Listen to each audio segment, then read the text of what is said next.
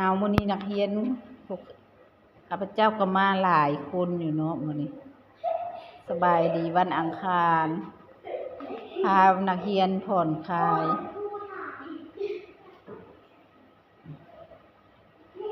กิจกรรมผ่อนคลาย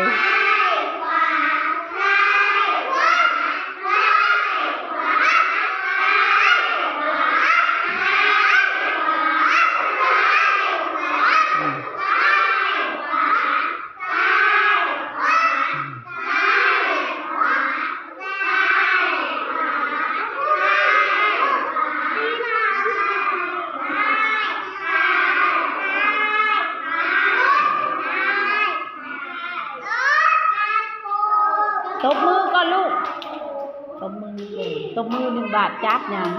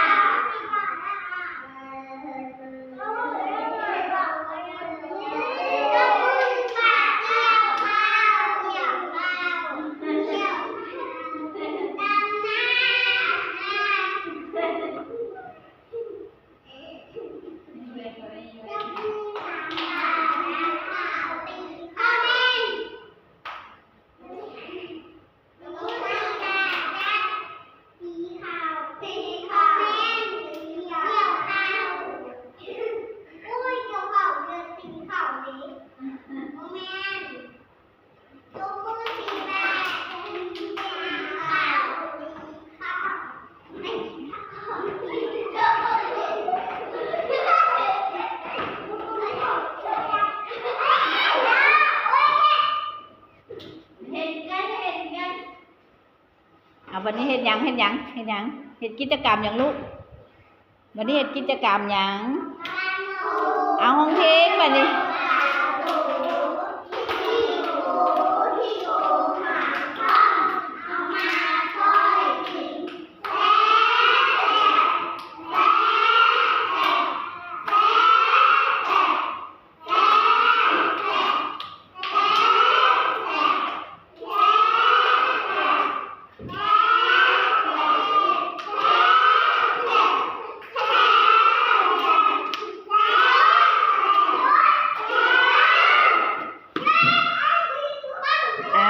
เพลงอย่างอีกของเพลงอย่างอีก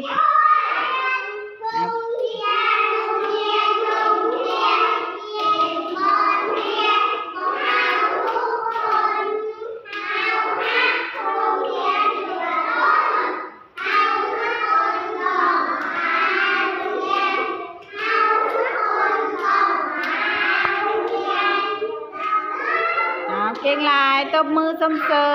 ย